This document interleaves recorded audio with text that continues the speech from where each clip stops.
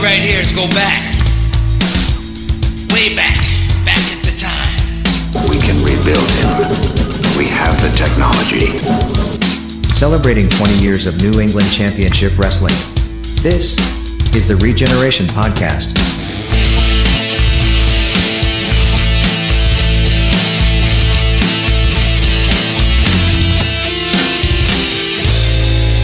And now, here are your hosts, Sheldon Goldberg, Joe Matarazzo, and Kevin Castro. Welcome everyone to another edition of the NECW ReGeneration Podcast, celebrating 20 years of New England Championship Wrestling. I'm Sheldon Goldberg, here again this week along with Joe Matarazzo. Hey guys. And Kevin Castro. Hey guys. Hey.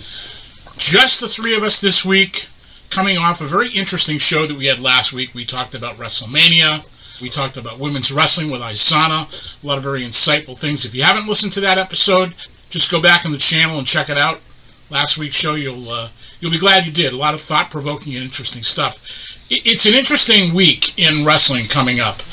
By the time this actually airs, the A&E Roddy Piper biography will have aired, some of which was shot at our last show with Pat Piper. So we'll talk about that on our next episode. Did you see the Steve Austin episode? Yes. Kevin, did you see that?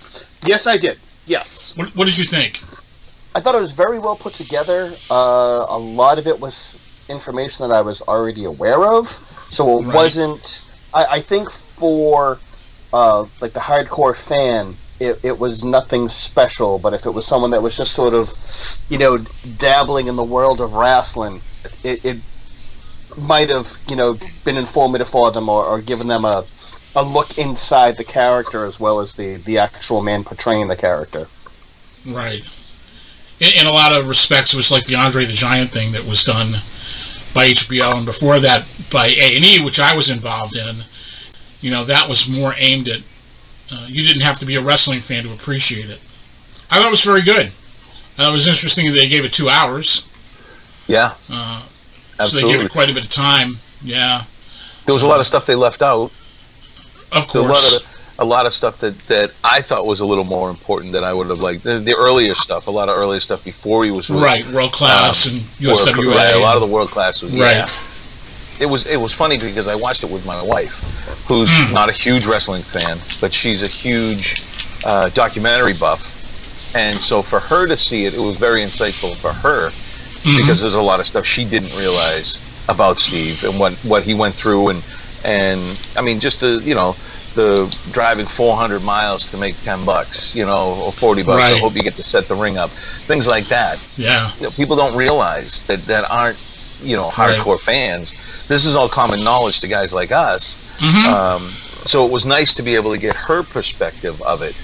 She'll watch wrestling once in a while, but she'd rather watch the behind the scenes stuff, the divas and the Miz and Mrs. and to her the entertainment side of that makes the characters more enjoyable for her, and then it just allows me to be able to watch it more. So I enjoyed it too. So yeah, but it was done very well. Just like Kevin said, it was very polished. I'm dying to see how the rest of them come out. The Roddy one, obviously, we're all waiting for just because of them being around us and Pat being involved, and hopefully they get some of that in there, and it'll be fun to watch. Absolutely. Did you happen to catch the thing they had on after that about the lost treasures? Yes, I did see that. I didn't really see it, so I'm going to ask you to kind of fill me in. You know the basis of it. Basically, there are the holy grails of memorabilia that are out there, and some of them it sounds like Hunter and Stephanie are trying to put this together to be able to have a place to showcase all of this stuff. It sounds like they're trying to get almost like a museum or an actual hall for the Hall of Fame and be able to bring these things there. So they look for certain things, and this last episode it was about Mick Foley. So they were trying to find his Cactus Jack flannel vest that he wore, an official one and an actual one. Believe it or not, there are authenticated Mr. Sockos, so he was trying to find one of them. And then the very first shirt that he wore as Mankind. And so those were the 3 items that they were trying to find. They managed to locate each of them, and the fans that had these were diehard fans. Some of them got them in auctions, other guys got them from eBay, and they were all authenticated. And Mick actually goes with the guys. One of the guys is from the PC, and he's going with Mick, and they go to the different people's homes or the place of business, and they make a pitch to get the items to bring back to Hunter. And some of them they're accepting money. They're buying the stuff back from them because they obviously put some money out. Mick actually made a deal with a guy for the the Mankind shirt, that if he gave it to him, he's going to go to the guy's house and watch a pay-per-view. Watch along in his basement with him. And he said Vince is going to pay for the wings and pizza. And so now he's going to sit there with the guys. How generous. Right, to make, I know, right? To make up for them taking this piece of memorabilia. And one other guy just gave it, no problem, here you go. He got a tour of the warehouse. How do fans get this stuff in the first place? Well, you would imagine it's either the property of the company or the property of Mick Foley. Right. So what do you do, like auction it off, or somebody auctioned things off here and there? And, I mean, I've seen it myself. I've seen Cal Ripken, one of the greatest baseball players. I saw him with a stack of shirts piled up flat, and he had Sharpies, and he was just going through signing them for his agent. Agents set up different things for him to be able to do. And these guys either got them from the shows, they got them from the trash. Somebody, he got lost, and somebody ended up finding it. But these guys all legitimately got their hands on them, and legitimately they were getting them back. I find it hard to believe that either the talent wasn't complicit in getting them out to people in some way, shape, or form or another, and it's hard to believe that they didn't know where they were. Are they really lost treasures? That's exactly it. Yeah. If you watch, it's complete wizard. You know what I mean? It's right. It's almost as if Vince woke up during a nap one day and Pawn Stars was on. He was like, "We could do that." Well, it's funny because Mick was actually on Pawn Stars this season. He's going to be on. I don't know. What? It was just the concept of it. But the concept of it is a great idea. There's the original Kane mask. They want to get that back. They want to get. It's an awesome show. It's totally different. It brings people in, and you get to see like this one guy. The one guy that had the Mankind shirt has got mannequins. Just the ones you find in a store around his entire man cave.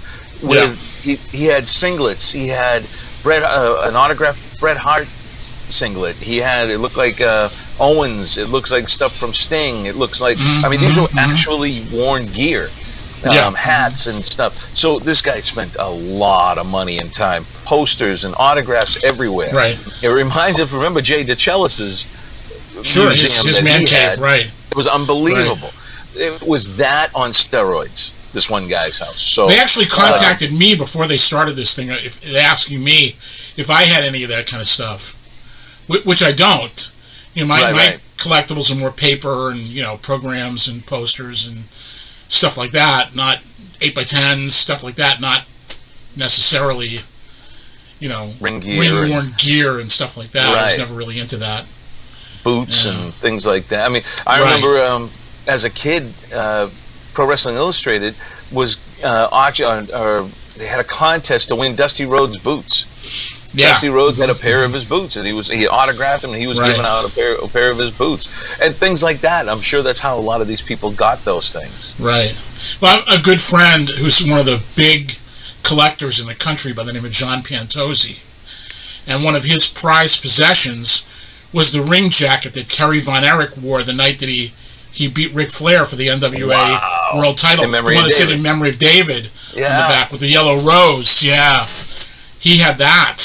That he probably still does. Yeah. Wow. Yeah. How did he get his hands on that? He bought it from Kerry Von Erich. Kerry sold it to him. Amazing. Crazy as that sounds. Right. I mean, why would you sell something like that? But what would you do if Kevin Von Erich came knocking and wanted it? Yeah, right. What do you do? I mean, how do you say no to a family heirloom like that? You know what I mean? Exactly. That's crazy. Yeah. Absolutely nuts. So, and you know, my friend Tom Burke, who's one of the great collectors, we're going to have him on the podcast at some time. At one point in time, he had Pedro Morales' championship belt. Wow. The world title belt. And how he got it is an interesting story. I'd rather let Tom tell you the whole story, but he got it in a pawn shop. No way. It ended up in a pawn shop in New York, and he bought it for like $125. And he ended up selling it to a collector for like high five figures. Oh my God. Yeah. Wow. Crazy. Yeah. It's kind of sad that it would end up there. Isn't Right? it? Isn't it? Crazy. Well, I mean, you know what? That's the way it is in a lot of sports. I remember Bobby Orr went out and got Derek Sanderson's Stanley Cup ring that he hawked at one point. He went and bought it and waited till he was clean and sober, gave it back to him. Wow. Crazy. You know, the one of the original belts that Bruno Sammartino had was stolen out of his car outside of a restaurant in Times Square, and it was never recovered. It's the classic one with the, you know, the one where he's looking like a bear, you know, the classic belt that he had. Right. Yeah, that was stolen. Wow. And it was never recovered. Who knows where that is? So it's should have crazy. Used Jericho's detectives on it. They would have found it. The original NWA World Title belt, the one before the 10 pounds of gold, Sam Munchnick had it and it disappeared. No one knows where that is. Yeah. Wow. Lou Thez had his original belt. I don't know what happened to it. I know his widow may still have it. He was offered huge money for that, and he wouldn't sell it. Now that Lou's gone, I wonder if his widow still has it. Yeah, that's crazy. Crazy as that sounds. I know that one of Bruno's belts was just donated to the new International Pro Wrestling Hall of Fame that's going to be set up in New York. So, yeah, the family donated the belt. So, jeez, that should be interesting. The collector's items, that's was my bailiwick. I used to do a newsletter, Matt Marketplace, for collectors of wrestling memorabilia. Wow. Interesting show, but not really the stuff that I would personally collect. I mean, if I happen to see something in a thrift shop or a pawn shop or whatever, yeah, maybe I'd be tempted. But right. Something about buying somebody's dirty laundry I'm not so into. Right. That's just me. Ring jackets, robes, That's things like that. Me. I know that they're going to try to find one of Ric Flair's robes, Kane's original mask. There's certain things like that just got... They said that they were used a few times and put in the warehouse, and then they couldn't find them. And now they're trying to find them. They don't know if they were thrown out, somebody stole them, sold them. They're not sure, you know, according to what they say. But like Kev was just saying, you know, it makes great TV. There's some truck driver walking around in Ric Flair's robe, sitting on his lazy boy watching football or something, in Flair's butterfly robe somewhere. Well, I had one of those. That's the one they gotta find everywhere. You'd see me at the supermarket wearing it. That's right. Yeah, you'd be walking down the frozen food aisle with that. Yep. Woo, waffles are on sale. Okay, yeah. So, speaking of television, coming up, I believe it's this weekend, as we're recording this, is the big pay-per-view, AEW and Impact, or it's Impact's pay-per-view, correct? It's Impact's pay-per-view, yes. Right. Rich Swann versus Kenny Omega, title for title. This is interesting stuff. One guy is going to walk out with both belts. Any predictions? Any thoughts? Well, double count out. That's how they used to do it back in the day. Yeah. They said they were going to back in the early 80s when they did the NWA versus WWF. You know, Backlund had a number of matches against either Harley Race or Ric Flair. I know Superstar Billy Graham and Harley Race had a number of matches against each other, WWF title for NWA title. All of them ended up as either countouts or double disqualifications or draws or whatever. So the titles were never unified. Yeah, there were a lot of Broadways, 60 minutes. Right, right. But yeah, Rebellion this weekend. That's Impact's. That's their pay-per-view. If you want to break it down, which we can, because obviously we will. What's best for business at this point? the best thing that could happen is Swan to win. You know, I think you're right. I think a lot of people are banking on Kenny winning, and Kenny's going to win. We're going to talk about it, you know, for a few days, maybe a week or two. But I think everybody's doing it. I think if Swan wins, I think we're talking about this until the next AEW pay-per-view when there's nothing wrong with Kenny winning it back. But boy, you just put Impact on the map, and now you just really upset the apple cart in a positive way. Yeah, exactly. It's not going to happen. I'm going to take Swan taking the belt. I'd love to. No. That's who I think. You think it's going to be Omega, or do you think it's going to be a no contest? So sometimes in wrestling, the obvious result is the one that you should go against. I think the obvious result would be for Kenny Omega to take it. That's why I think it would be better for business if Rich Swann takes it, because the money's in the chase. Right. Exactly. And Kenny, it's not going to hurt Kenny. It won't hurt Kenny at all. You'll bury Impact. You'll bury Impact if you don't. They've already buried Impact. That's why they need the win. You'll put them back on top. But they won't get it. And the main reason, if you look at everything that's been going on, the whole focus has been Kenny and the Good Brothers. Where's Rich Swann been through any of this hype other than here's the pay-per-view? That's it. Well, Swann pinned Omega in the last 6-man that they had just a couple weeks ago. Which was on which show? Impact. On Impact. Right. Correct. Now this is Impact's pay-per-view. Right. But you would think that if I'm banking on Rich Swann going over, that match would have happened on AEW because there'd be more eyes on it. And the fact that it didn't, I think it's pretty much a given that... Well, I think the resulting publicity of Rich Swann taking the belt and then going over to AEW rather, that's a big deal right there. I can see it going that way. I think that this is going to be the first step of the Collector going around like Thanos, collecting all the belts. You know, he'll start with Impact. But why can't he trip up? Why can't he trip up once? It's not going to hurt him. You figure in another, month? Give Swann the belt for a month. Yeah, let him come back at the next AEW pay. Okay, you got me on your territory. Now you come to my house, and now we're going to fight in my house. And I'm going to take the belt back in my house. And now he takes it, and again, everything's up for grabs then. So well, it's going to be interesting to see what happens. Yeah. It'll be fun to talk about, won't it? Absolutely. MLW signed a new deal with Vice TV. That they did. Interesting situation. They're taking advantage, as we were talking before we started recording. Joe, you had brought up that they're trying to take advantage of the popularity of the Dark Side of the Ring series by putting an actual wrestling show on that network. I don't know how big a deal it actually is for MLW. I think it's going to get them some more eyeballs, no question. It's not an exclusive deal, so all the other deals that they have, like BN Sports and DAZN and Roku channel and all that other stuff, and YouTube are still going to be in place. So if that's how you were watching MLW, you'll still be able to watch it that way. It's an interesting strategy. As I say, Vice is a second-tier cable channel. Like, it's not on your basic cable channels. You have to pay extra for it. Right. Much like Access. So I don't know how big a deal it is for them in terms of exposure, but it certainly helps. More exposure is better than less exposure. And you have to give MLW a lot of credit. I mean, they have a very good product, very credible product.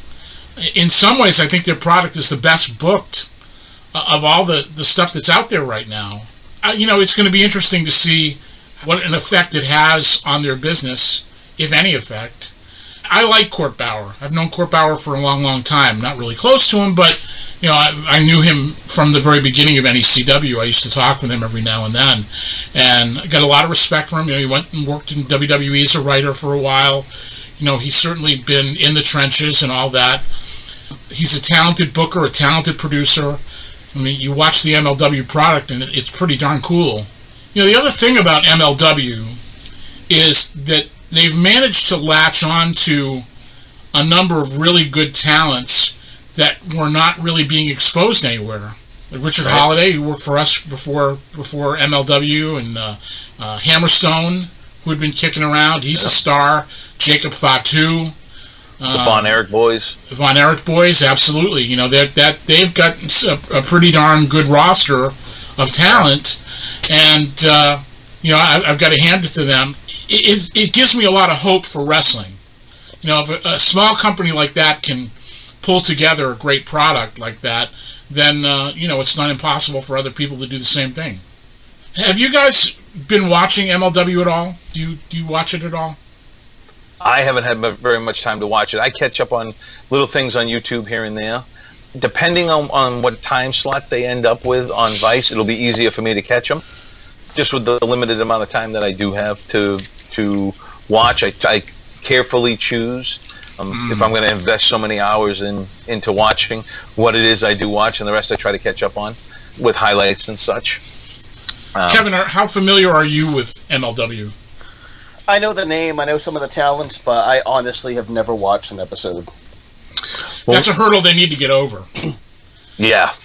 If guys like you aren't watching it, that's a hurdle they need to get over. And I don't know what gets them over.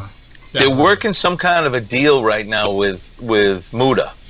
Something's going on. So they had a thing up on their website that had Kevin Von Erich talking to the boys, and Marshall's been out with a knee injury for a while. So Ross is looking to try to get back at Tom Lawler, who, again, another big name, coming out of MMA and everything. And evidently, Kevin came in and said that he was talking to Muda and was sending Ross to train and learn some new techniques and some new stuff. So they're involving, Pro Wrestling Noah and Muda. So that's again, it's all good. It's a perception thing too, with a smaller group of people with some big names that can help move these kids along the right way. They're using them the right way. Kevin's not in the ring wrestling. You know what I mean? So for him to be there coaching his boys along and moving them along, and the kids they're dynamite. Those two, what a team they are. And there's got to be a very difficult deal that they had to put. I mean, they live in Hawaii. So you're talking about flying them from Hawaii to where? Maryland? New York? Right. You know what I mean? That can't be easy, and it can't be cheap. Absolutely. And Kevin still had the boys over in Israel and everything else, too. They're huge over there. Let me ask you guys, because it brings up an interesting point. Is there a wrestling glut now? Is there just... I mean, if you think about it... Yes, there is. There's so much product out there between all the hours of WWE programming, Impact, Ring of Honor, MLW, and, of course, Independence. It's just a glut of programming. How does anybody keep track of all of it? It's almost impossible. It's a full-time job. Yeah. Just to be able to report on what goes on. I mean, compared to what we had 3 years ago, 3 years ago there were three promotions you could talk about. That was it. And then your independence. And even they had it. Now you look at how it's exploded and how the landscape has changed. I mean, it's exciting because there's something for everyone. So that's what I like about it, is that, you know what, you're going to find the niche that you really like, and then everybody's usually on Monday nights anyway, doing whatever with that on in the background. You've just been programmed at this point Monday nights to do what you do, and the rest of the week it's up in the air. It's anybody's for the taking. Pretty much every night of the week there's first run wrestling somewhere. Right, and then on the weekends you're going to end up with your pay-per-views. Right. So you're going to have it 7 days a week with fresh content. So how do you plug in? Where do you plug in? What's going to separate you from the rest of the pack?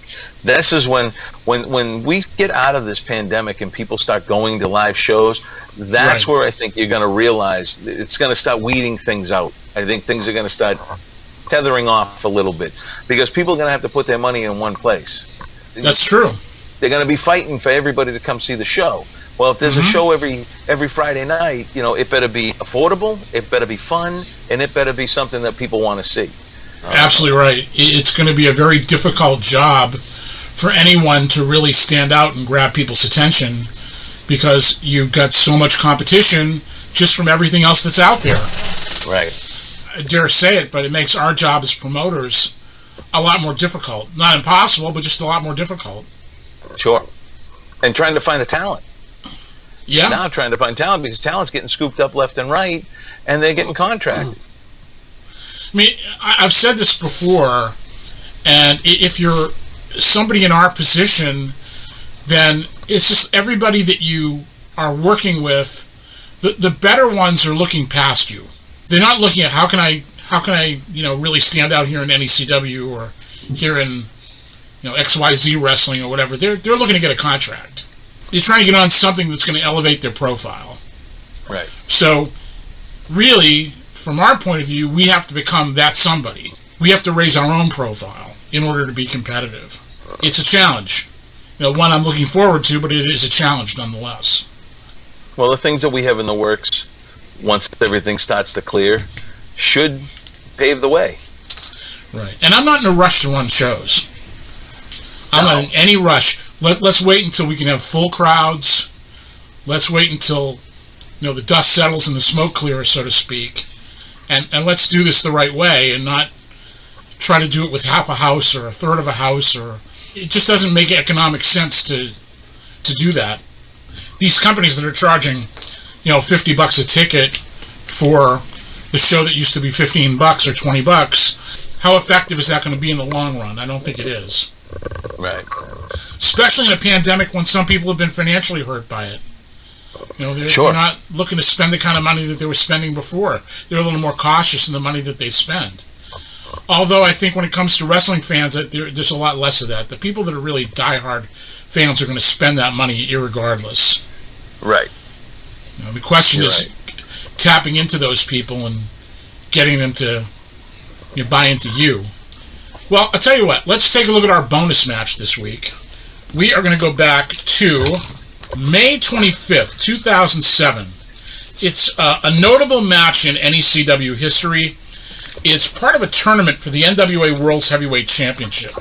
The NWA had, at this point, ceased its agreement with Total Nonstop Action Wrestling and took back the world title, and they were going to crown a new World Heavyweight Champion.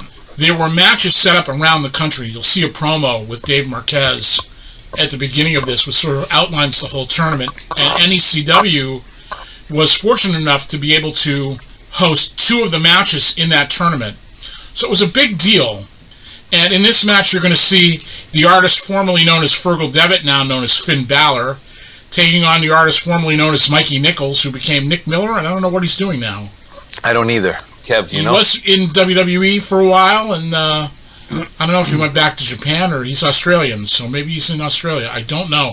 But anyway, let's take a look at that now. We're going to go through the whole story once you've seen it, and we'll talk about it on the other side.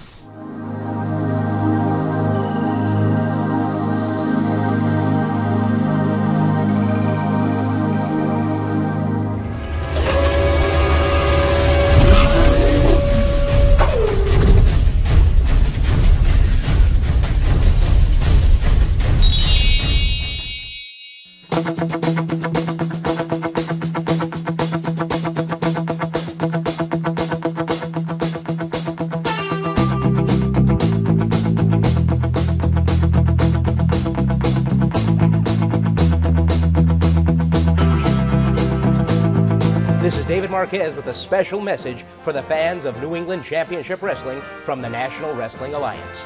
The NWA, which is the oldest governing body of professional wrestling, recently ended its 5-year relationship with TNA Wrestling and vacated the coveted NWA World Heavyweight Championship, the same title that has descended from stars such as Lou Thez, Buddy Rogers, Dory Funk Jr., Harley Race, Dusty Rhodes, and the Nature Boy Ric Flair.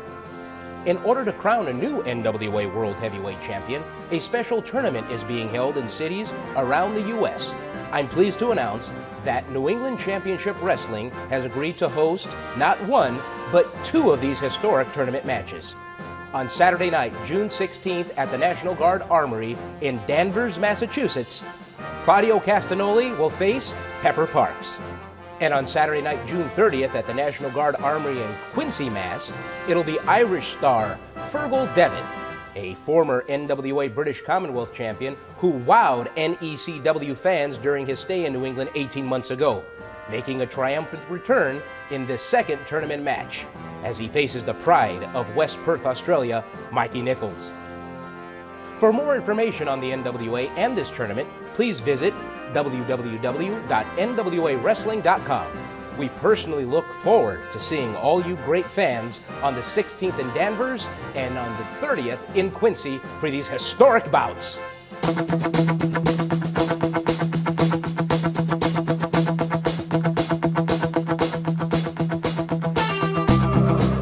Just 2 weeks later in Quincy, Massachusetts, another first-round match in the NWA World Heavyweight Championship Tournament. This match with international implications. And there you see Mikey Nicholls from NWA Australia.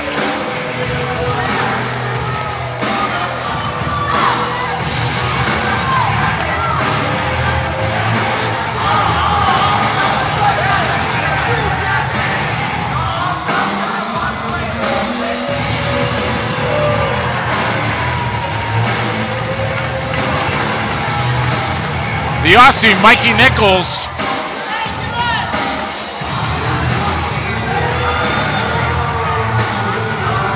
has quite a reputation and a positive one. Spent quite a bit of time at the Inoki Dojo in Los Angeles. Made some appearances for New Japan Pro Wrestling. Held numerous titles in Australia and elsewhere. As we get set for a return of a favorite son here in New England Championship Wrestling.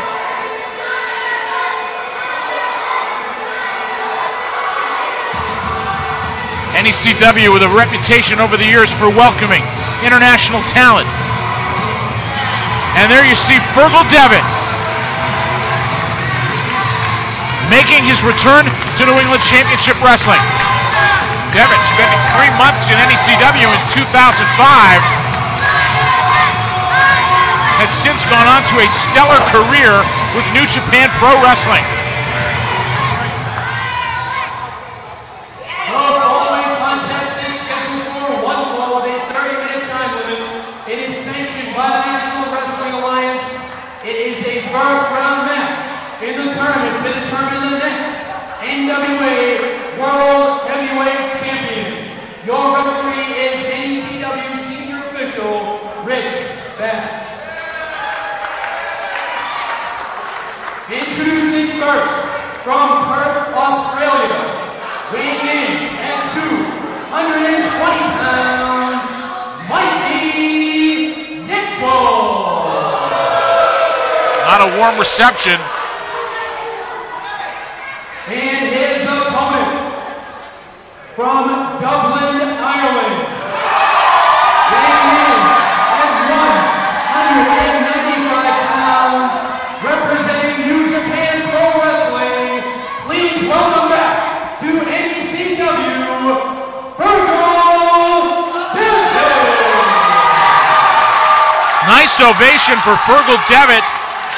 Fans not having forgotten the Irishman. Oh man, going down under with that jacket of Mikey Nicholls. Referee Rich Bass calls for the bell, and here we go.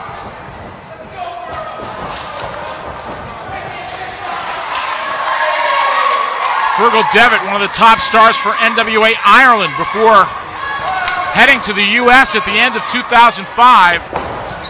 First with NECW, then with the Inoki Dojo.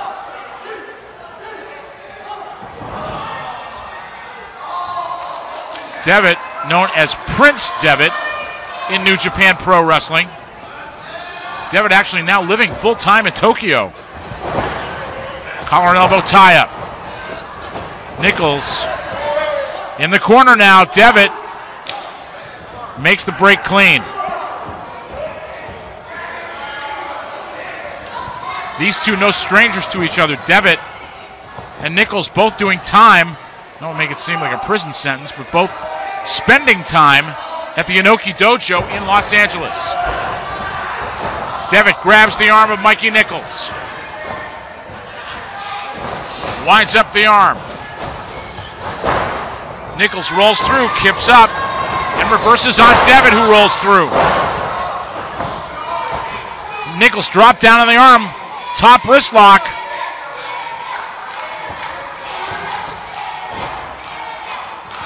And now Devitt gets back up to his feet. Hammerlock reverses into a headlock takeover. Nicholls with the head scissors. And a standoff. Two very finely tuned athletes here.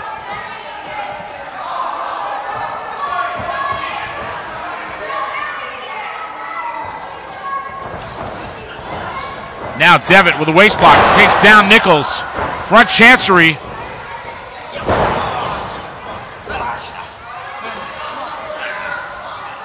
Nicholls in control now.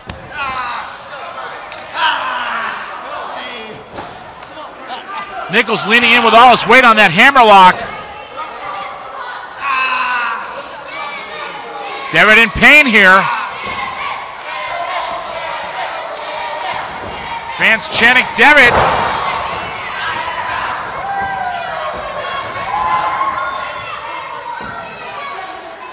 And now Devitt has the leg tied up on Mikey Nicholls.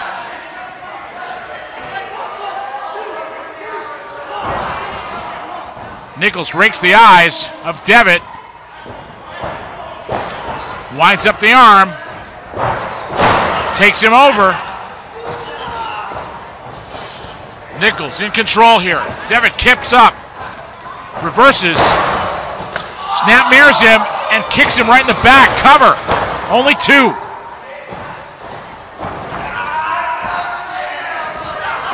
Hammerlock by the Aussie, leaning in with all his weight.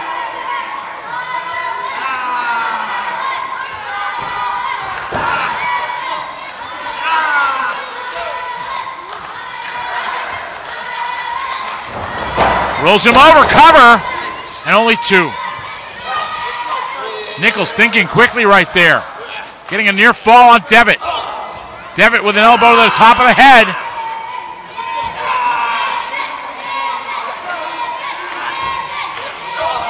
And another elbow. Nicholls finally backed off. And a stomp right to the back of Fergal Devitt.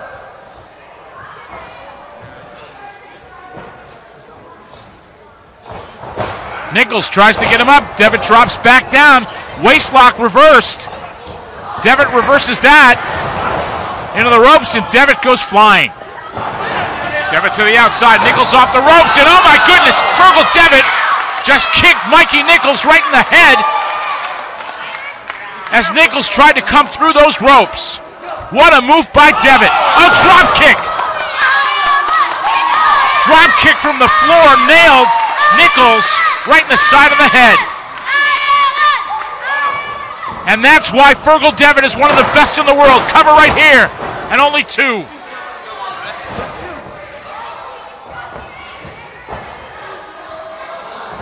NECW fans being treated to many, many great international stars over the years. A kick to the back by Devitt, to the front, and a cover. Only two.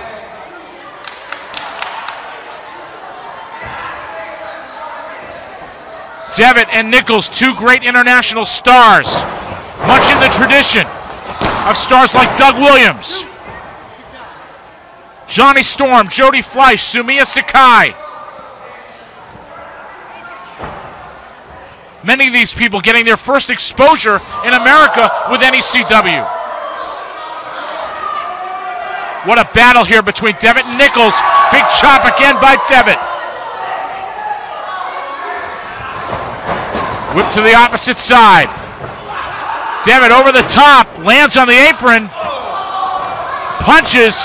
Oh man, Nicholls just slapped him right in the face. Devitt got caught flush in the face with a big slap, and down he went.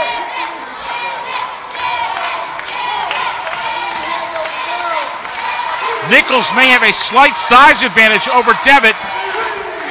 Devitt superbly conditioned. And now it's Nicholls on the outside. Big chop right there.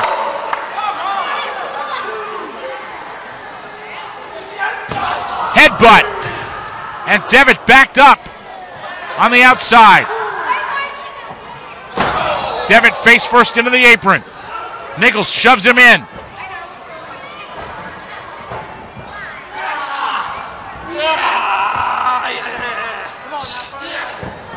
Nicholls on his man right here, picks him up. Full body slam. Drops the fist, and Nicholls looks like he hurt his hand. Cover right here, and only 2.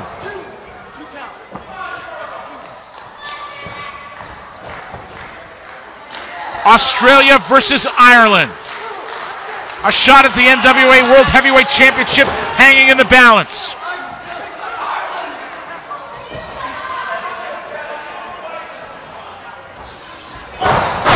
What a headbutt right there. Nicholls may have hurt himself as well. Devitt trying to shake it off. Nicholls setting up Devitt for the suplex. Takes him over and drops him down. Floats over to a cover and only gets 2.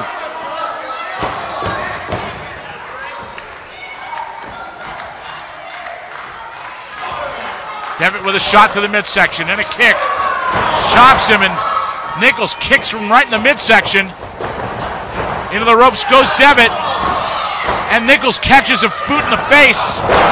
Back elbow sent Devitt to the canvas, and Nicholls goes for the cover and only gets 2.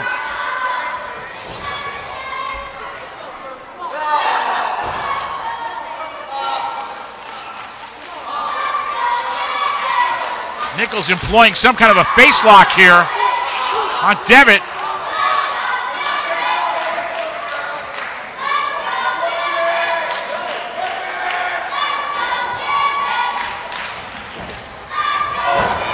Devitt with an elbow to the midsection and a chop and another. The ropes are blocked by Nicholls. What a clothesline. And Nicholls once again goes back to the reverse chinlock. Nicholls trying to take the starch out of Fergal Devitt. That might not be possible.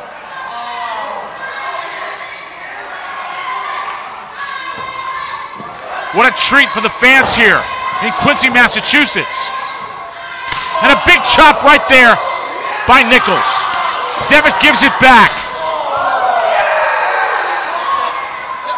Chop City right here. Oh! Oh my goodness, look at the red welts on the chests of both Nicholls and Devitt.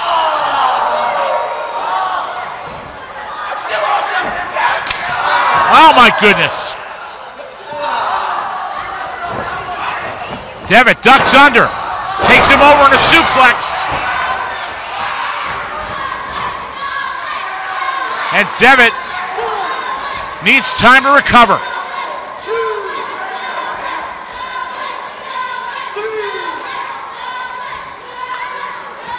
Both men putting out quite an effort here in this NWA World Heavyweight Championship tournament matchup.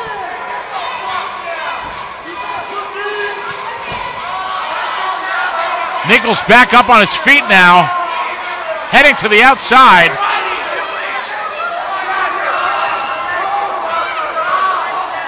Devitt now gets back to his feet, charges in, all the way up top. Oh man, they just tumble to the floor. Devitt lost his balance and both men went tumbling to the floor. Referee Rich Bass checking on both men. Devitt holding his head. He may have hit his head on the apron going down.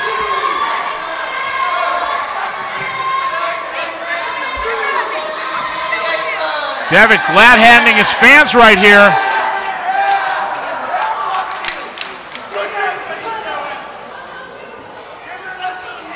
And now Devitt sends Nicholls back into the ring.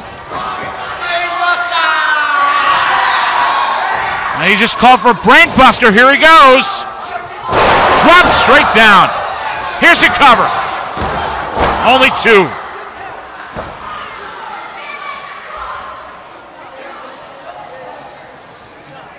Devitt has put a lot of people away in Japan with that Brainbuster. Nicholls up to his feet. Big elbow by Devitt off the ropes. Nicholls catches him with a knee to the midsection. And now it's Mikey Nicholls with an opening. Nicholls powerbomb right here, cover, and only 2.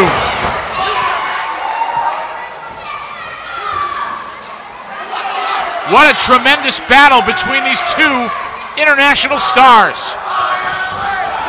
Nicholls drops Devitt. Cover right here. And Devitt's out. Off the ropes goes Devitt. Oh, walked right into a super kick. Nicholls with a cover. And only 2. Devitt just got out of that in the nick of time.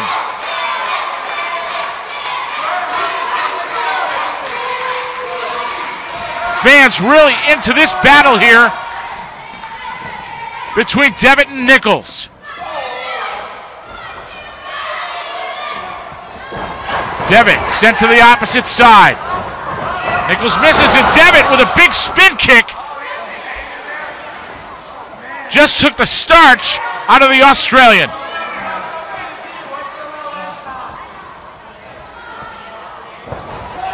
Devitt trying for the suplex. Nicholls blocks it. Jockeying for position here. Nicholls has him up. Drapes him over the top. Who slapped him right across the face. Devitt slaps him back. Maybe have caught his ear right there. Oh, man. Mikey just cupped the ear of Fergal Devitt. Nicholls setting him up. Devitt blocking it. Shot to the midsection. Now it's Devitt all the way up. Sunset flip.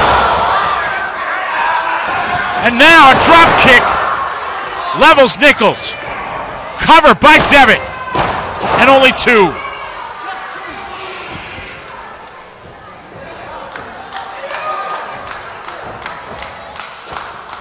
This is high-impact wrestling at its best. Devitt sets him up. German suplex. Bridges up. Cover. And only 2.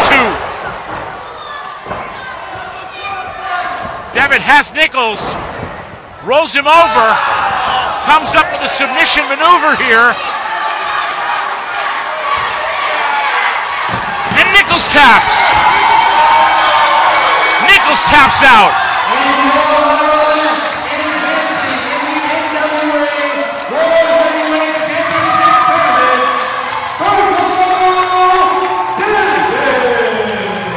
A triumphant one-night return to New England Championship Wrestling for the Irishman Fergal Devitt. And a great ovation for this great star.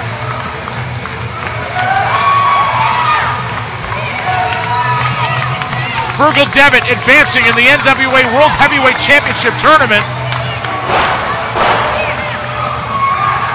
And a hard-fought victory over a very impressive Mikey Nicholls. Devitt extending his hand right here to the Australian. And there you go. A reluctant handshake, but a handshake nonetheless.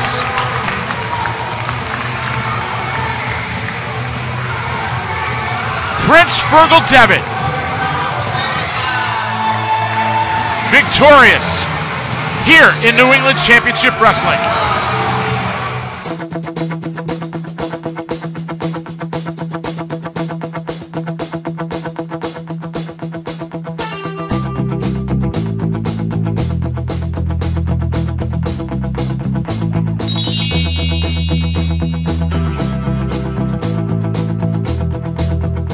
All right, this was quite a night.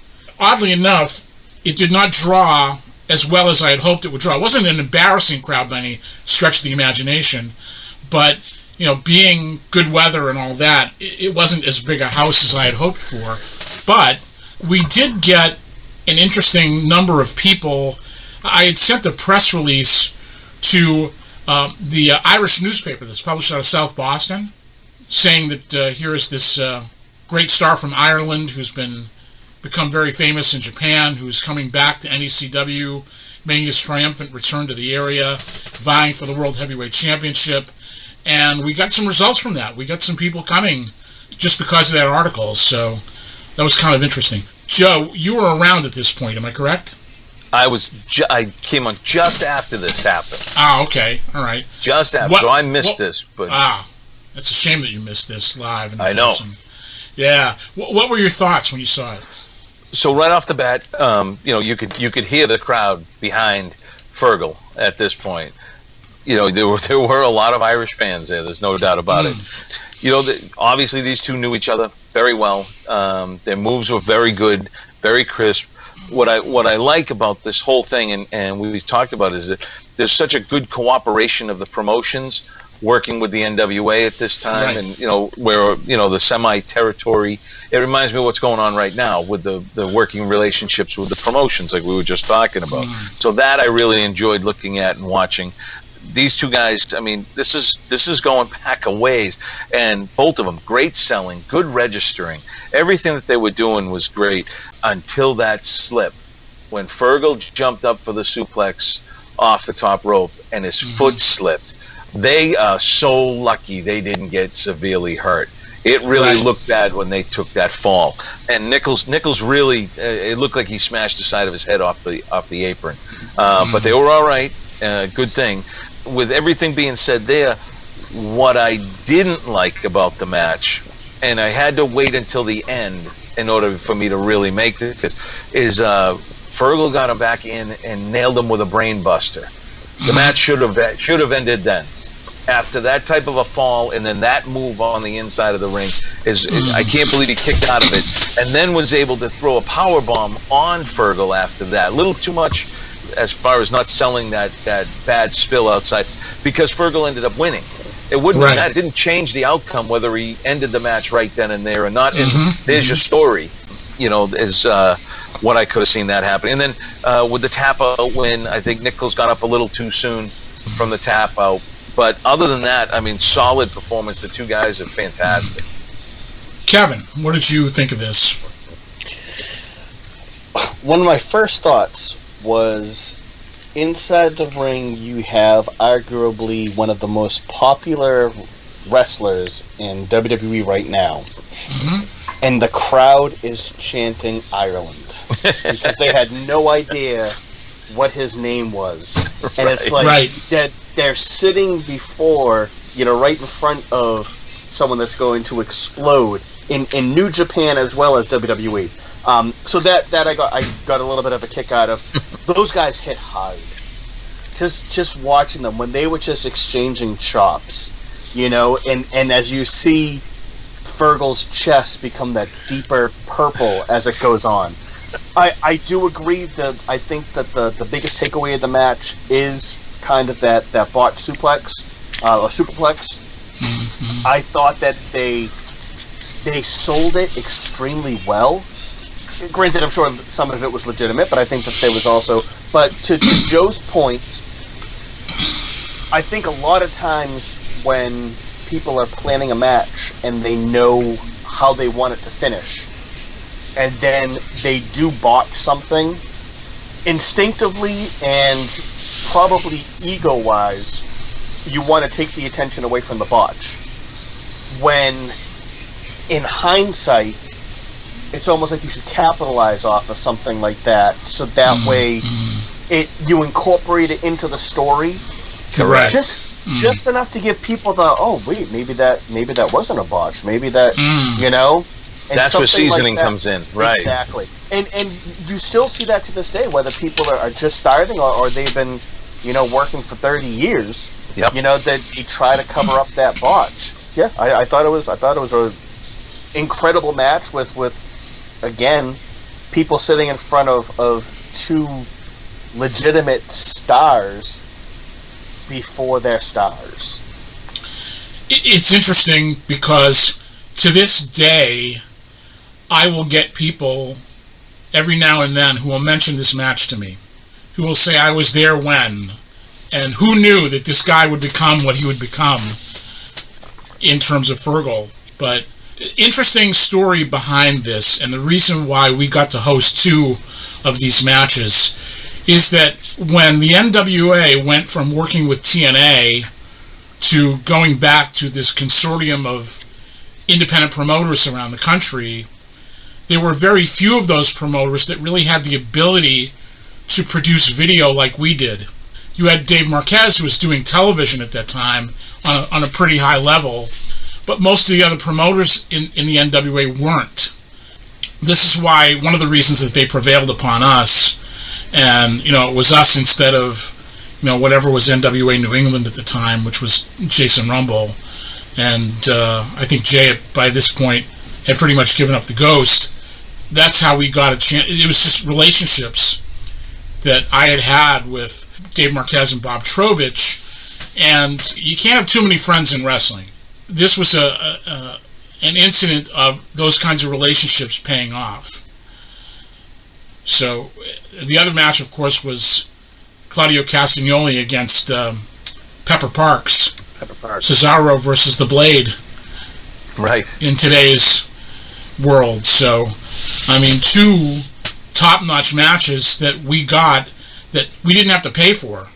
The guys were flown in, they did their match. All we did was shoot it and give it over to them and use it for our purposes as well. So, again, pays to have friends.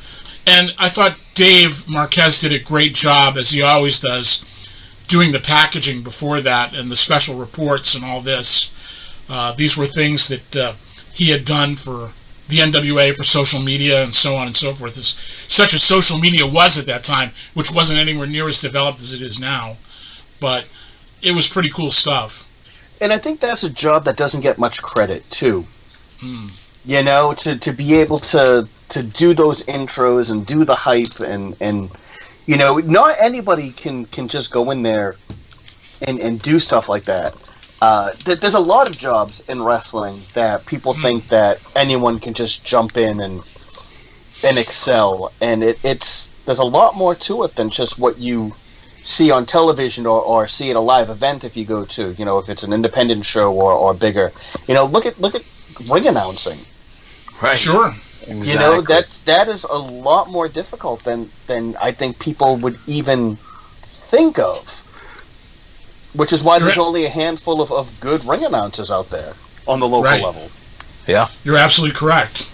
When we were producing TV, whether it was for the internet before we actually got on Comcast or before we actually got on broadcast, we're just guys who were kind of, feeling our way through it.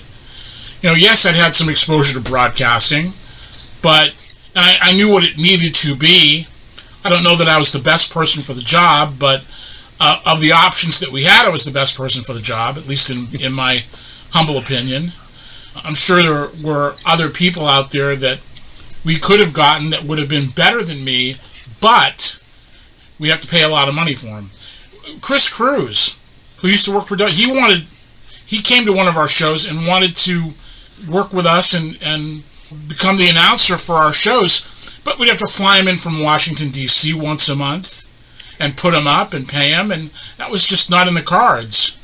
And much as at the time I was fond of Chris Cruz, and he would have done a great job, was just out of our range. We ended up doing what we did, and I thought we did a pretty decent job, considering. Yeah, hell of a job. It was fun to work with you once we started doing the 2-man booth. Oh yeah, it was definitely. It's funny to watch the beginning. I think we've talked about this. How I was trying to figure out and find my footing on how I was going to be working off of you, and again, that's a tribute to you being able to show me how to actually have a conversation and make it as a conversation. That's why I love watching the stuff that when I wasn't there, to see the stuff that Kev did. And man, I wish I was around to work with Kev, because I love Kev, I think you and I, the things that I think I could have thrown back after watching the things that you've done. Absolutely. Sheldon, we could have had a blast with that. Oh yeah. On a two-man booth with that. So I mean, that's why I'm really looking forward to what we're going to do in the future here, because you know, it's the elements are all here for the making of a really good show. You know, I'm looking forward to it. I'm excited about it. I kind of want to step away from the announcing and do more of the producing and do more of the running of the business. But you know that you guys have more than held your own, and we're going to bring in some new people and bring some people along, and you know, it's going to be fun to do that. I think one of the things that I'm really looking forward to doing more than anything else is helping people develop. Absolutely. It is funny to watch some of the stuff that we did, you know, and Kev, I'm sure you see the same thing when you look back at some of the stuff and you go, man, how did I know so much more now than I did then. Like, oh my God, why did I think I knew so much then? You know, why did I think I knew what I was doing at that point? And I look back and it kind of, you laugh going, well, I had no business being there doing that at that time. And now you look at it, you go, wow, you know, because like what we could do, we could sit back and look at this match with Fergal and Mikey and be an armchair quarterback on it and go, man, you know, because I'll tell you right now, back then I wouldn't have known or thought about saying, man, the brain bust, take it home right there. Make that part of the story, you know. You can see it now, whatever, 13 years, 14 years later, and you just know now. You know what I mean? As they say, hindsight is always 20/20. Always. That's why I think we've all gotten a lot smarter and a lot more seasoned and so I think the product will be a lot better because of it. One would hope. You know, I'm looking forward to working with a new crop of talent, and I'm sure we'll have some mainstays that have been with us before, but you know, we'll by necessity have a lot of new faces as well, and you know, there's opportunity in that too. Well, as far as long as we've come and where we are right now, I'm still looking going, well, yeah, send us your tapes. And I'm going, no, that doesn't work anymore. Right. So now I sound like a dinosaur. So what? They got to find a new way of sending Send us stuff. YouTube links. There you go. Let us know where you are. Right. Absolutely. Oh, I still get them all the time. That's all right. And as funny as it sounds, professional resumes will still catch my attention much faster than, you know, watch this match. How do I get booked? Yep. I still have original promo tapes, right? VHS tapes of Charlie and Russ Haas when the Haas brothers first started. Wow. I've got the Shane twins. You remember the two? What were they? Were they the Johnsons? Yeah. I've got theirs. I've got probably 6 or 7 others too. But Charlie and Russ's is one of my favorites that I've had. From when they first broke in, and I just think it's hilarious now. You see how these guys are all doing things now, and you know, everything was a highlight reel instead of just a match, which is what they really wanted out of you, was a full match. Yeah, but now the problem is a lot of the matches are just highlight reels. That's what it is, you know. And I think I've said it before, where how someone will take 3 hours of Raw, 2 hours of NXT, and 2 hours of SmackDown, and fit it into an 8-minute match. Right. You know? You know, you want to see him selling. I want to see somebody register, and I want to see somebody lose. I don't want to see everybody win. I want to see you put somebody else over. Then I know you're willing to do the work. And not with a roll-up or a passed-out submission. Right, exactly. Exactly. I don't want to see 47 super kicks. Right. You know? I want to see 48. That's it. That's what. The more the merrier. Yeah, there you go. Quantity over quality, right? If you look through all the stuff that we've done over the years, which is what we've been doing over the last, you know, several months that we've been doing this podcast and going back and, you know, looking at all this footage and a lot of people before they became stars and so forth, you know, it's a pretty interesting look back, you know, at a lot of people who have gone on to bigger and better things, and some people who should have gone on to bigger and better things and were perhaps overlooked. And we'll have more of that in the weeks to come. But you know, that's sort of the story of pro wrestling in New England. You have a great crop of talent that sort of outgrew the area and went on to doing bigger and better things. And you've got some that, they were content to be weekend warriors. They, had other things going on in their life, and they were local heroes or local villains. And, there's nothing wrong with that. That's not a failing necessarily. Oh, you need your journeyman. And there's nothing wrong with loving wrestling and wanting to do it only every once in a while, but not wanting to be on the road 300 days a year. Right. Even back in the old days of wrestling, in the territory days, there were guys that never really wrestled much out of their area. Look at Jerry Lawler. Jerry Lawler was one of them. Right.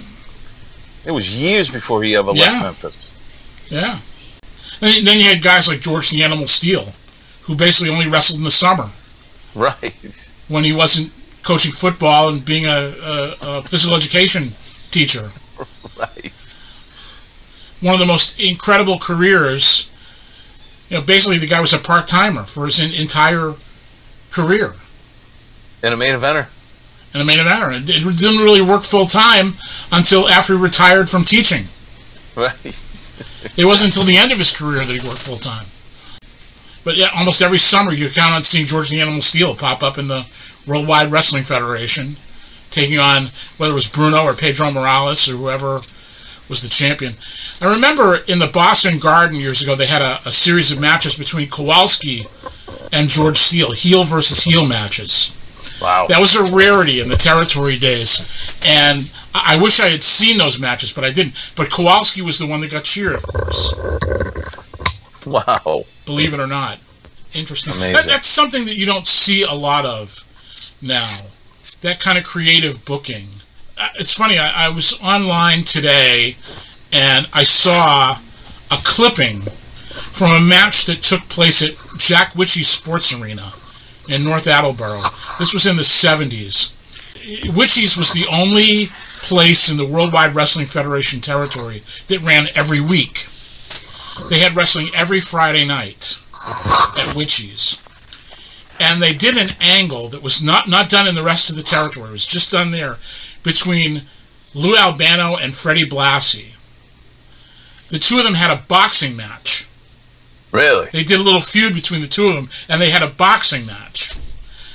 I don't know what the result of it was. I think maybe Blassie went over, but, I would have loved to have seen that. But that was just at Witchy's, because they ran that building every week. Wow. Crazy as that sounds. There used to be a guy who wrestled a lot down in Fall River in New Bedford.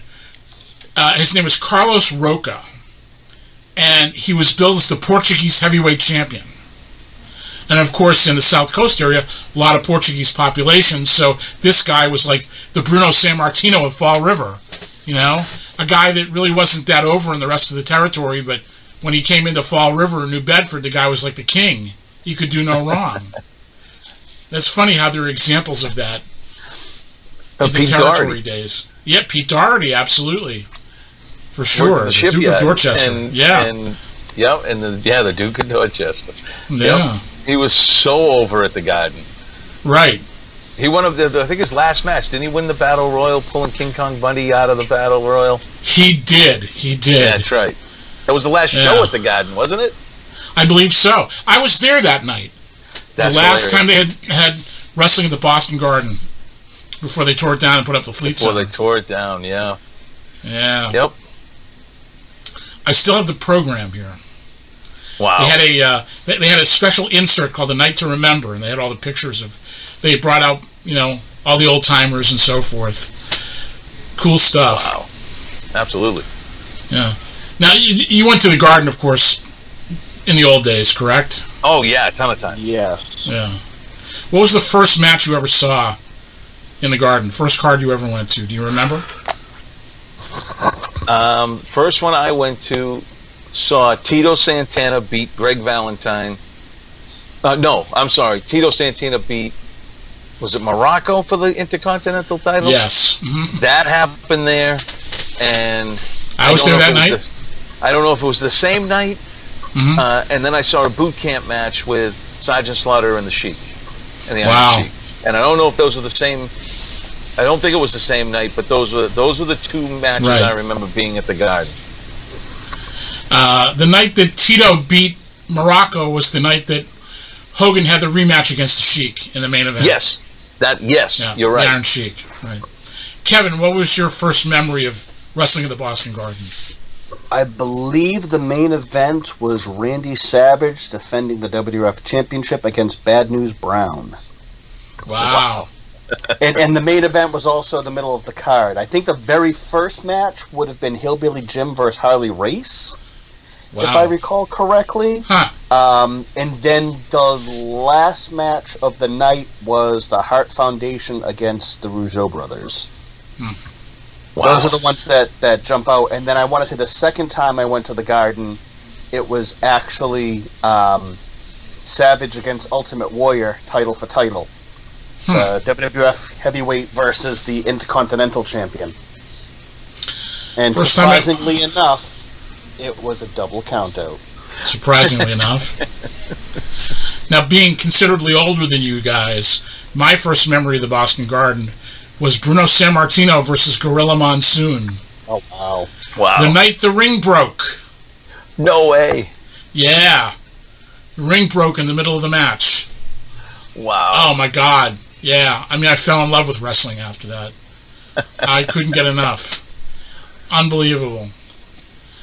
My dad did not like taking me to the Garden. He did not like it at all. However, whenever Jay Strongbow came out to wrestle, my dad was the loudest guy in the building. That's great. My dad loved Jay Strongbow. I remember going to, I want to say it was an afternoon card, but the main event was Pedro Morales defending the title against Handsome Jimmy Valiant in a cage. What a bloodbath. Oh my God. What a bloodbath. Jimmy Valiant bled buckets. It was unbelievable. And they had a women's battle royal, which the winner got to face Moolah later in the night for the title. Nice. Which was kind of interesting. So, yeah, I had a lot of very fond memories of wrestling at the Boston Garden. And in those days, if you sent a letter into Abe Ford's office, they would send you the programs in the mail ahead of the show. Oh, wow. Instead of paying like $1 or 50 cents or whatever they were back in the day, you would get the program. It was like the programs that we used to do, the one sheet folded over. Yeah. You know, and it was folded again in thirds, like a letter size, and they would send them out. They did postcards later to be even cheaper, which, of course, we did, you know, in promoting our shows, too. That's where I got that stuff from. They didn't even do the programs anymore. You know, I used to love that. You get the program, it would give you the card. Yeah. Yeah. You know, on that separate piece of paper, you could see what the matches were. Well, they changed it after a while when WWF was doing their own magazine. You'd have to buy the magazine and you get an insert of the cards that night. They would slip sheet the program. That's how they used to do the program. Right. Yeah. That's the last time I remember them doing programs. Well, back in the day, they did that 4-page, and it was the card for that night. You know, they were done for every city.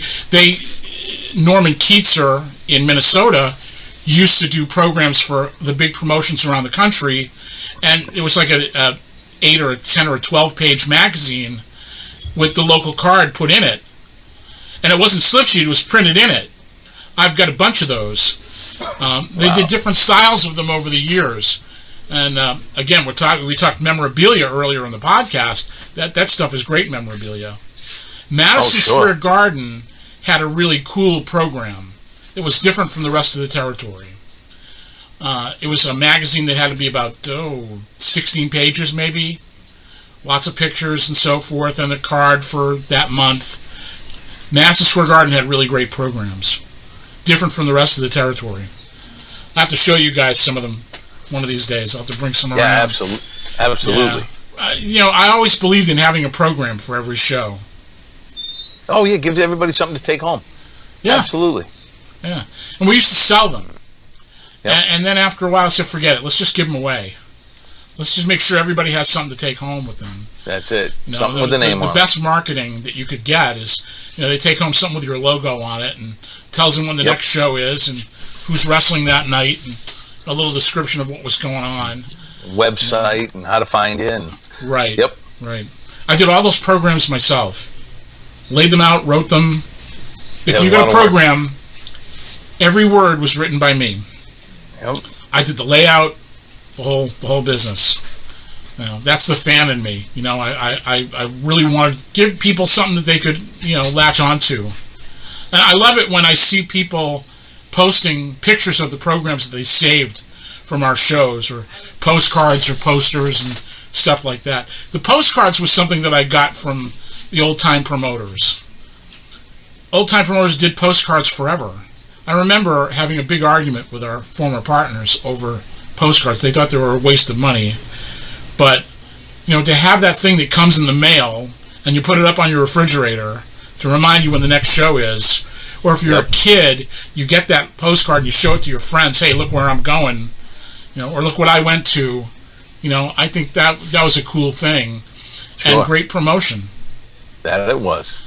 You know, one of the greatest gimmicks that I used to do every year was a calendar. I remember that. Yep, I still have some of them. Yeah, there were posters, or in 2012 we did a refrigerator magnet, and that was a cool piece of business. I still have them. We got that big blood and guts match coming up next week on Dynamite. Looks like it's going to be 2 rings inside a cage with a top on top. 10 men enter. It looks like it's going to be one match. One setup for the whole night. They're going to have maybe a couple tape matches that'll go around it, but it's going to be the one super match. It's going to be the Pinnacle against the Inner Circle. And I don't know if anybody saw AEW this week, but MJF cut probably the greatest promo I've seen in forever. It was absolutely perfect. He decimated Jericho in it. I don't think he stumbled over a word. I don't think he tripped over his lines. He flowed that so well, and he was so intense in the way he delivered it. If you haven't seen it, yeah, you need to check it out. I'll have to do that. It was phenomenal. So it's going to be very. The problem is excuse me. He is starting to pull away from the rest of the guys. It's almost like Frankie Valli in the 4 Seasons. Right. Name the 4 seasons other than winter, summer, fall. In construction. Right, exactly. He's starting to be that guy. The rest of the guys got to really jump in there. Well, that will be interesting to see. They've been putting on all these big pay-per-view level matches on AEW Dynamite, and I think it's interesting to see. It's also going to be interesting to see how going unopposed affects their ratings. They've shot right up. They did over 1 million views the first week that they were unopposed, and I didn't see what the ratings were today. For, of course, we're doing this the day after, on Thursday, right? And I didn't get to see what the ratings were. Yeah, they seem to be doing quite well, and I think it's only going to be better. I mean, whatever's going to happen during the show next week, we're going to have implications of what's going to happen from the pay-per-view this weekend too. Right. So you're going to hear something about it. So they're going to have to allot enough time. But from what I understand, this blood and guts match was in the works for last year. And it got bumped because of the pandemic, but it's 2 rings. It's the exact setup as a War Games. Of course, they can't call it that, but the same thing. It won't begin until every man's in. And yeah, I'm looking forward to that, especially being free on television. All right. Sounds good. Kev, anything coming up that you're especially looking forward to, wrestling-wise? No. Unfortunately. All right. Yeah. Tune in. Well, thanks for coming, kid. The problem is, I get my hopes up for things, like something will pique my interest, and then, like the Jericho on Austin's, what is it, the Skull? Stone Cold. Whatever that is. Yeah. Yeah. I was like, oh, wow, this is great. Look at this. An AEW wrestler on WWE TV. And everything they talked about, I already knew about. You know, there wasn't really anything new. There wasn't any big, you know, you would think that they would have, you know, tried to hit a couple of hard-hitting questions, but they were all softballs. And, you know, Jericho did his greatest hits. And, you know, it's I don't know. Maybe I'm just getting old. I was happy with the fact that he brought up quite a few names from AEW. Right. They didn't shy away from it. They kind of came right out of the gate with a few of them, and which was good. I think people were expecting that, but a lot of it, like you said. I mean, we know a lot of this stuff. I think they're trying to hit the button on not the casual fan, but maybe the fan that isn't. The newer fans that maybe don't know the history. You know, unfortunately, the longer we've been doing this, the more we're gonna know anyway. I mean, it's hard being in the business not to be a little bit jaded by things. Right. You know, I find myself having to really concentrate on just being a fan. It's hard. It is. Yeah. It is really hard. You know what's funny is. And I was talking to my son Nick about this, and you guys know Nick, he's 19. There was a point a few years back when I took him to Monday Night Raw. And so we went to see it. He had never been to a live show. So we went there. And he got to see Finn Balor come out. He got to see Kurt Angle come out. There were so many things that he got to see that, of course, I've seen before. And now I got to sit there with him.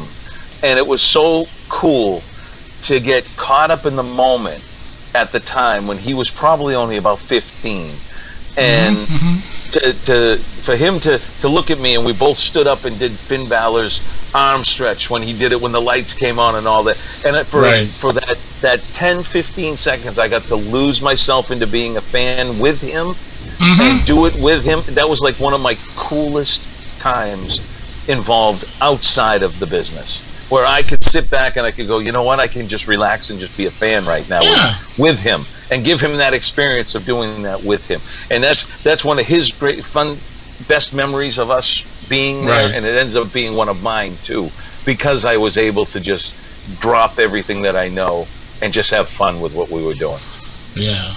I find myself watching old stuff to try to relive that fan in me as well. Yes. You know? Exactly. Exactly. And I don't want to be one of those people that's stuck on the past. You know, oh, it was better in my day and blah, blah, blah. But, you know, there's always a lesson to learn from the past. There's always a lesson to learn from things. I learn lessons from current stuff that I see, more recent stuff. But, you know, there's something about what's missing from wrestling today, in my opinion, is that suspension of disbelief. Yep. That ability to lose ourselves in what we're seeing. You know, I think the great thing about stars like Steve Austin and The Rock and Roddy Piper is these guys believed in what they were doing. Exactly. You know, to them, it wasn't bullshit. They came out and they were. Steve Austin was Stone Cold Steve Austin. Rowdy Roddy Piper was Rowdy Roddy Piper. But that's what makes MJF so good now. Yeah. He's the only one doing it. It's almost like he is the only one doing it. I think he is the only one doing it. Yeah. You know, he's the only one that is absolutely living the gimmick. And that's what we need. Because he's really the only heel. Like you were saying earlier about having George Animal Steel against Killer Kowalski. You know, heel versus heel. It doesn't happen that often now because there aren't any true heels. You know, you're absolutely right. Yep.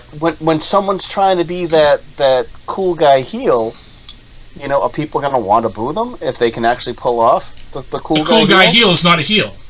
Right. The cool guy heel is a babyface. Well, I mean, for crying out loud, heels don't sell merchandise. Nobody buys a heels T-shirt. You shouldn't have a T-shirt if you're a heel. Right. You shouldn't have any of that stuff. Cornette tells a story about going to the WWF, and they put out in front of him the action figures. He's like, I don't get action figures. They want action figures of the Midnight Express and me. That's ridiculous. That I think he's wrong with. Only because if you're going to buy a good guy action figure, you need a bad guy action figure to put him up against. Right? Yeah, you know, someone's got to get beat up by the good guy. That's the only thing I disagreed with him on. But he makes a lot of sense. Jericho used to say the same thing. I don't have merchandise if I'm a heel. And now he's totally blown that out of the water because he was the coolest non-heel there was. Well, if you go back to 80s WWF, you know, Roddy Piper had his own merchandise. Sure. You know, there was so many kids that used to come to the matches dressed as Roddy Piper. Yep. You know, absolutely. Macho Man and Yep. Absolutely. I used to love that stuff. To watch people just try to imitate the guys that they saw on TV. Yep. You know, it was so cool to see people lose themselves. That was the fun of going to wrestling. That's it. It's funny too because you talk about trying to watch that stuff to go back to remember what it was like to be a fan. Yeah. It just happened to me the other day. I'm driving and Stranglehold came on the radio, and I was like, you go right back to watching television and World Class and the Von Erichs and there was so many. The music meant everything back then. Right. You associated that music with that performer. So they felt the same way about ECW. That's what I mean. They did it with ECW. Same thing. Tell me you don't hear Sandman and it doesn't give you that chill of Barely Legal when Sandman came down to the ring. The greatest entrance there ever was. That was crazy. The fans went. That relives into your brain and your memory all over again of what it was like to take that in. And that's what you need. That's the experience that we need to be giving to the fans. That's how you hook them for life, because they'll always remember that. You know, that music, that memory it's the soundtrack of your life at that point. Absolutely. I think ECW was the last instance of those kids that were the Hulkamaniacs and whatever, that when they grew up and were into sex, drugs, and rock and roll, that's the wrestling that resonated with them, and they would get so into it. Oh, yeah. Absolutely. I remember going to ECW shows, and there was a guy who looked like Bubba Ray Dudley and would dress up as him. That poor guy. Yeah. and Bubba would just look at him, and he wanted to ream the kid up, but he just couldn't, because he had to look away to keep from laughing. Let me ask you this: when you watch old wrestling, what do you gravitate towards? For me, it's more World Class. I like the World Class, NWA, Georgia. You know, that's what I remember. I'm with you. Kevin, what about you? Depends on my mood. You know, late 80s, early 90s, WWF at times, you know, with, you know, the prime of DiBiase and Mr. Perfect. Other times it'll be, again, 90s WCW, late 80s, early 90s WCW, right? Or ECW, depending if I can find like the authentic with that whole experience, you know, with the real music and right. Stuff like that. But at the same time, sometimes when you go back and watch it, you know, your memory's like, oh, this was great, and then you watch it, it's like, oh, this was the shits. You know?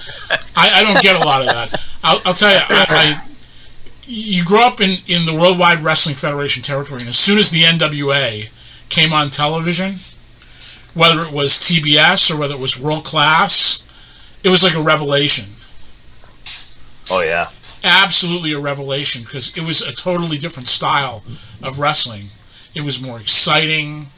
That NWA had that realism. WWF was always a big man territory, the big lumbering guys and all that, whereas, you know, World Class was more, you know, the Von Erichs, the young kids, the athletes, it was a more athletic, a faster pace, hard hitting. I mean, I went down to Dallas in '83 right after World Class came on the air here in Boston, because I wanted to see it for myself.